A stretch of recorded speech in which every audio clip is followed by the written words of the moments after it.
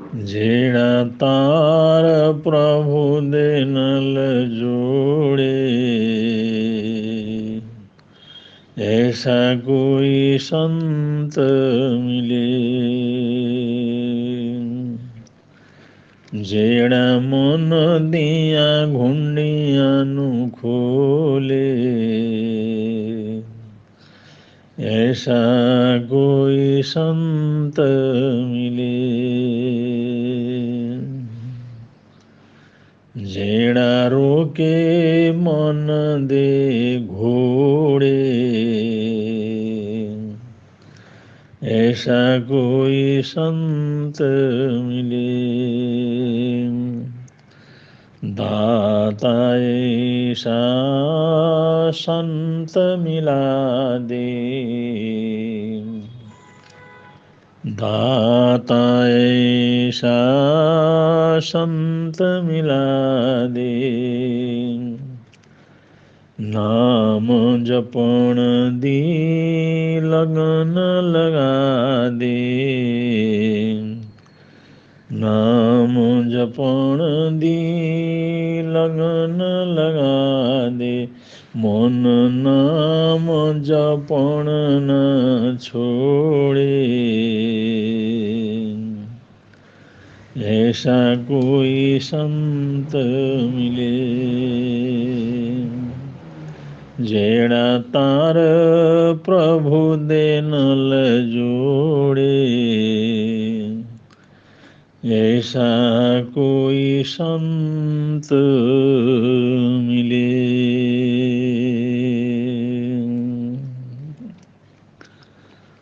अपने समय के महान यशस्वी आचार्य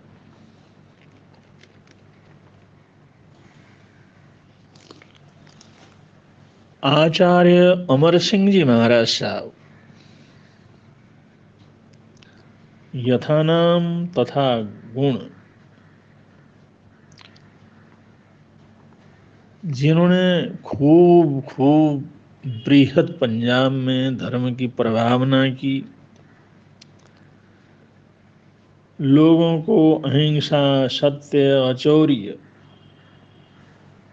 आदि मानवीय धर्म से जोड़ा।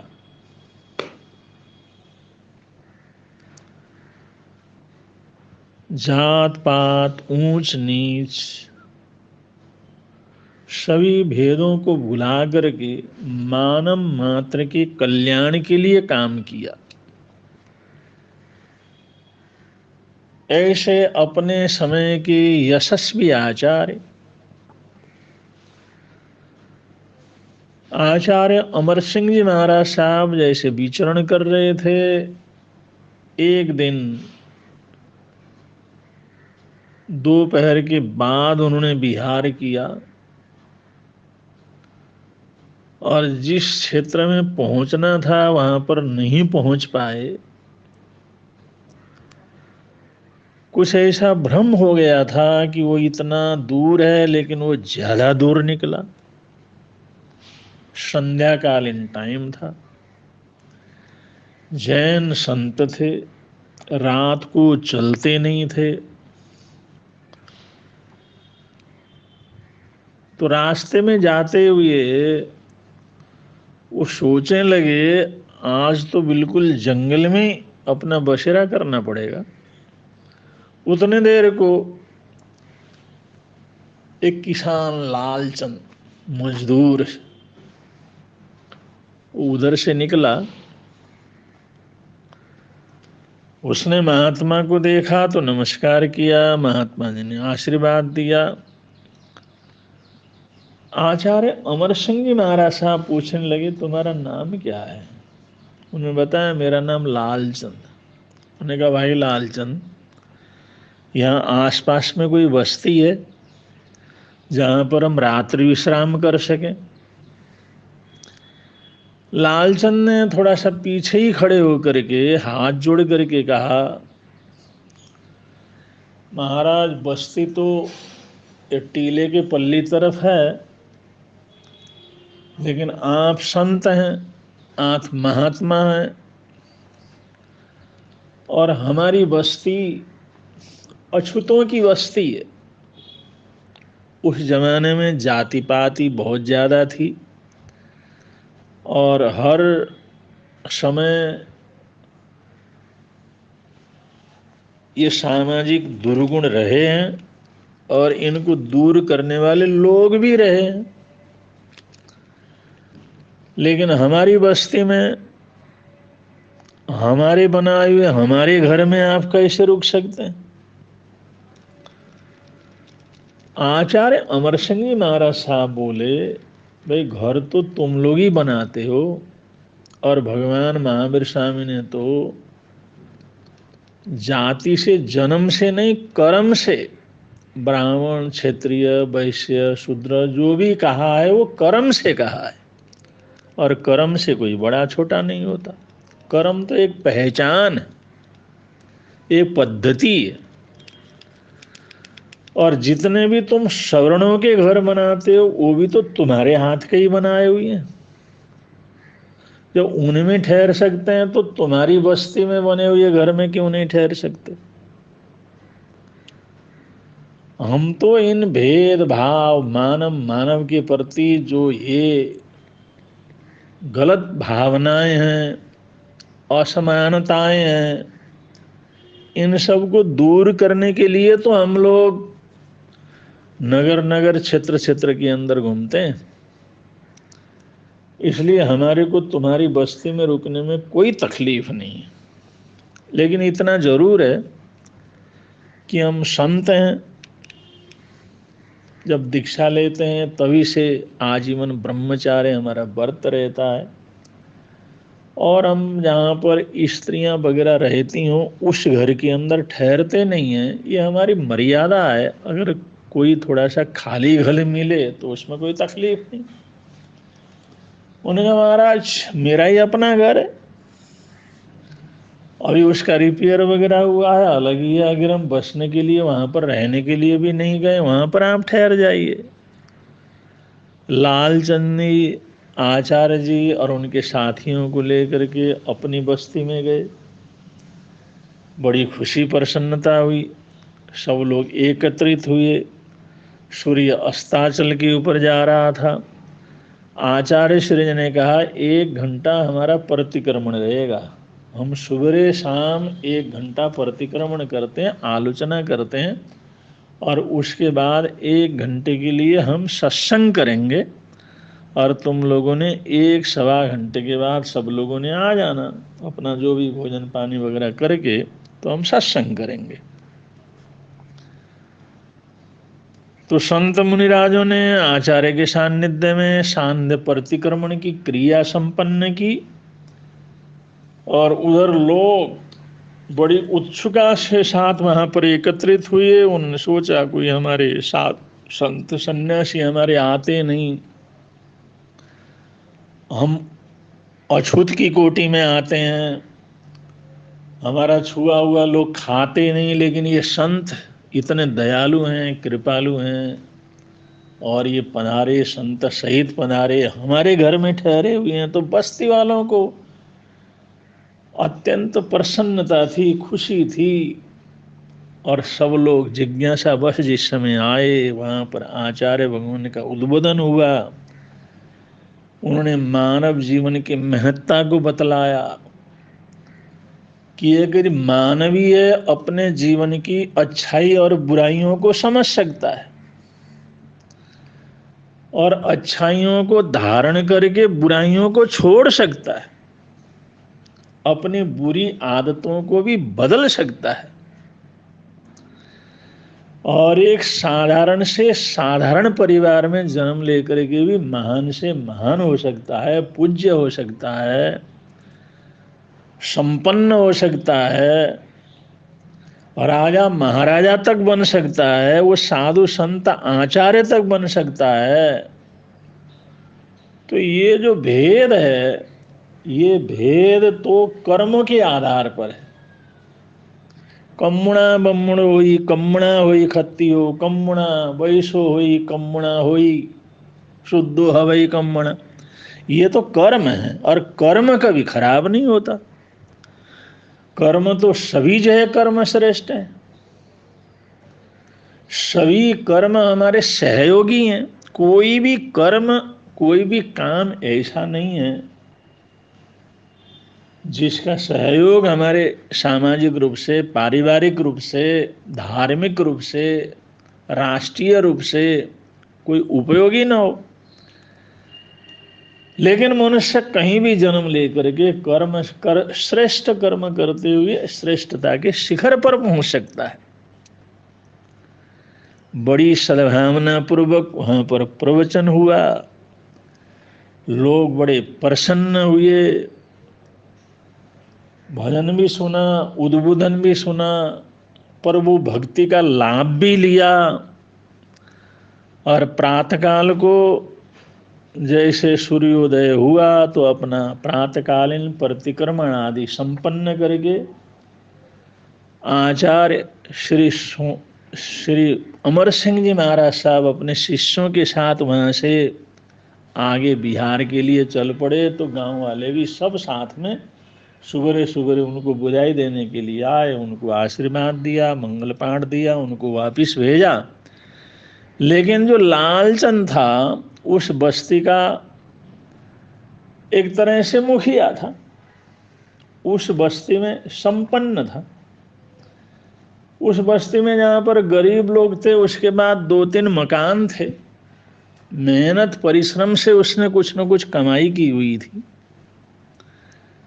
वो सभी के समस्याओं का समाधान भी करता था। और लालचंद जो उस बस्ती का मुखिया था वो गुरुदेव के साथ ही साथ चल पड़ा।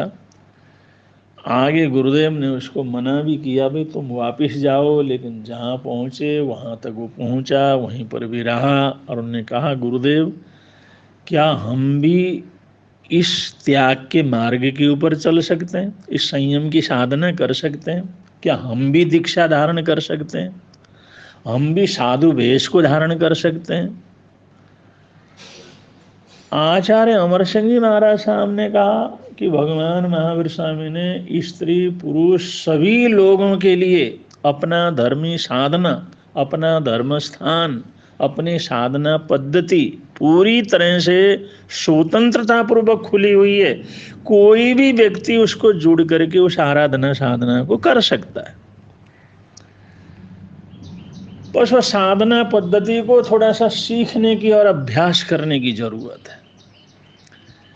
लालचंद जी वापिस नहीं गए, उन्होंने वहीं पर सीखा। और कुछ समय के पश्चात उन्होंने प्रार्थना की, आप मुझे दीक्षा प्रदान करें, दीक्षा मंत्र दें, मुझे भी एक श्रवण बनाएं और मैं भी उसी साधना पथ के ऊपर चलना चाहता हूँ।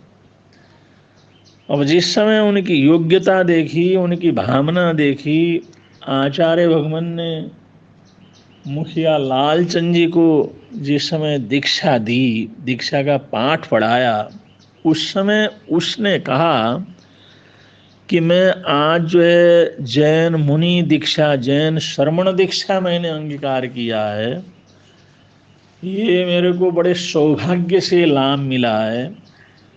तो मैं पचोले पारना करूँगा, 5 दिन उपवास और 6ठे दिन पारना। 5 दिन उपवास और 6ठे दिन पारना, ये मैं तपस्या करना चाहता हूँ।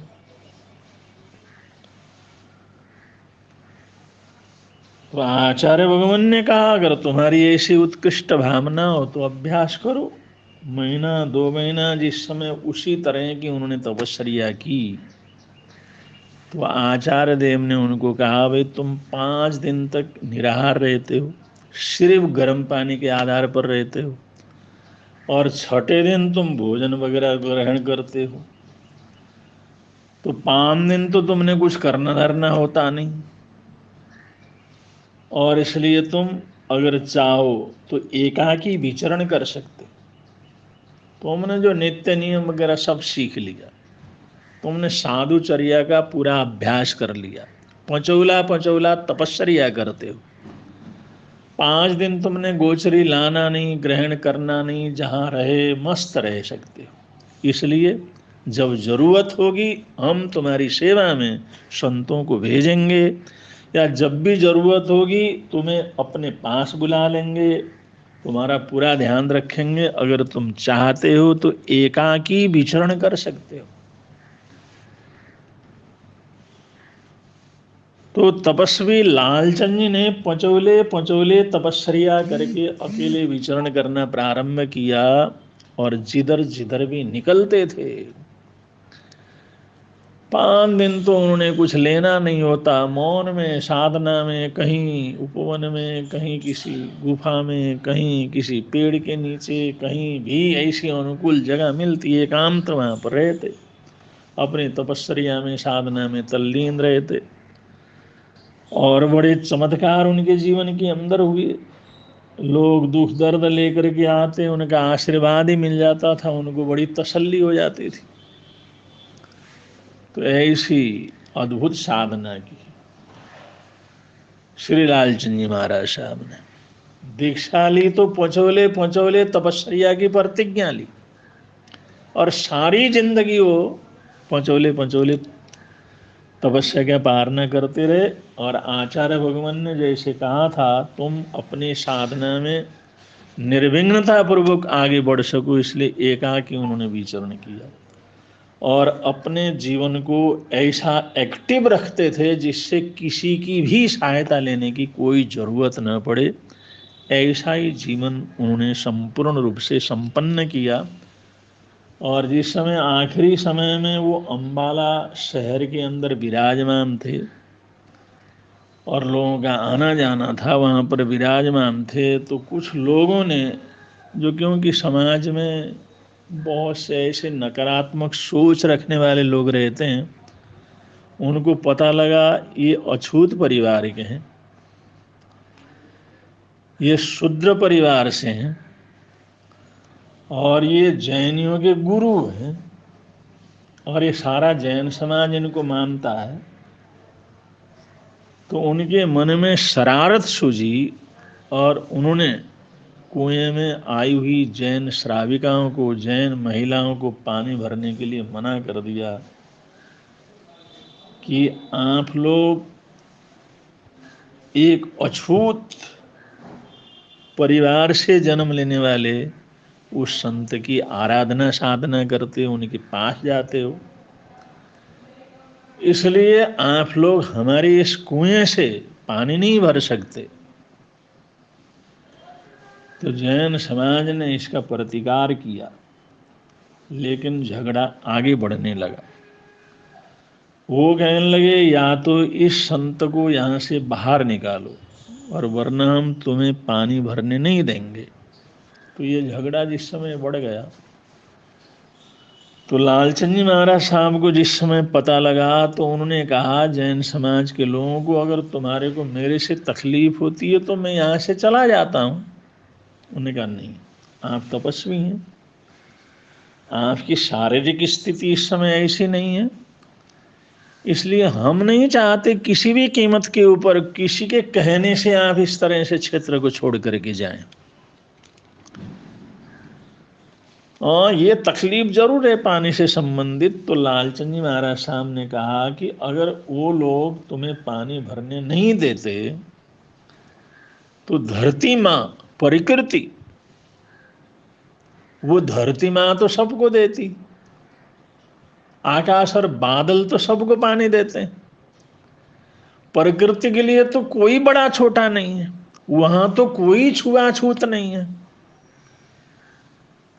धरती से पानी ले सकते हो, अपना कुआं खुदाई करो, अपना कुआं ले लो, पानी खोदोगे तो पानी मिलेगा, उसमें कोई तुम्हारे को भी तकलीफ नहीं होगी और उन लोगों को भी तकलीफ नहीं होगी। वो ना समझी के कारण इस प्रकार का आचरण कर रहे हैं। हमने तो शांति पूर्वक आगे चलना है, लड़ाई झगड़ा हाय तो वाय तो हमने करना नहीं है। तो ये लोग अगर पानी भरने नहीं देते, तो आप लोग मिल करके अपना कुआं खोद लो। अपने कुएं की जिस समय खुदाई शुरू हो गई, जैसे जैसे खुदाई शुरू हो गई, सोचा था 20-25 फुट खोदना पड़ेगा, 10-12-15 फुट खोदना पड़ेगा, 3-4 फुट खोदते ही पानी लहला करके वहाँ पर आने लगा। खोदते रहे, पानी निकलने लगा, और पानी ऊपर से ऊपर इतना उस कुएं के अंदर पानी आ गया कि रस्सी बांधने की जरूरत नहीं, हाथ में बाल्टी लो पानी भर करके ले जाओ। लेकिन अम्बाले शहर के सभी जो है अलग अलग कुएं सूखते चले गए, वहाँ पर पानी का अभाव होने लगा। तो इस बात से समाज बड़ा परेशान हुआ। वो उन लोगों को लेकर के आचार्य वो तपस्वी लालचंद जी महाराज साहब के पास आए कि हम लोगों ने इस प्रकार की अभद्रता की, हमने आपकी आशातना की, आपके लोगों को पानी भरने नहीं दिया, और इन लोगों ने कुआं खोदा, वहाँ तो पानी ऊपर तक लबालब है, लेकिन सब कुओं का पानी नीचे तल के अंदर गिरता चला जा रहा है, गिरता चला जा रहा है। तो लालचंद जी महाराज साहब ने कहा भाई हमारा तो इसमें कोई दोष नहीं, हमने ऐसा कुछ नहीं किया, और उधर पानी का कम है तो आप इनके कुएं में आकर के खूब पानी भरो, ये तो धरती माँ का प्रसाद है। और जो कोई भी किसी को भी पानी की जरूरत पड़ती है वहां से आप लोग ले सकते हैं। तो ऐसे तपस्वी थे, ऐसी महान आत्मा थे। और प्रकृति ने बता दिया कि किसी का अपमान करना, किसी का अनादर करना कितना बुरा हो सकता है। बंधु उसी समय जो उस इलाके के अंदर पानी की कमी हुई, आज तक लोग वहां पानी की कमी महसूस करते हैं। तो महापुरुष कहते हैं ऐसे गुरु का मिलना जो हमारी आत्मा को परमात्मा से जोड़े, इंसानियत से जोड़े, सद्भावनाओं से जोड़े, मन की बुरी गांठों को खोले, मन को बुरी रास्ते में चलने से रोके, ऐसे महापुरुष, ऐसे संत, ऐसे तपस्वी और ऐसे आचार्य, ऐसे संत मुनिराजों का मिलना इस जीवन के अंदर बड़ा दुर्लभ है। और जिनको मिल जाते हैं वो भाग्यशाली पुण्यशाली होते हैं। इसलिए तो कहा है जेड़ा तार प्रभु दे नल जोड़े, ऐसा कोई संत मिले। जेड़ा मन दिया घुंडियां नु खोले, ऐसा कोई संत मिले। जेड़ा रोके मन दे घोड़े, ऐसा कोई संत मिले। जेड़ा तार प्रभु दे नल जोड़े, ऐसा कोई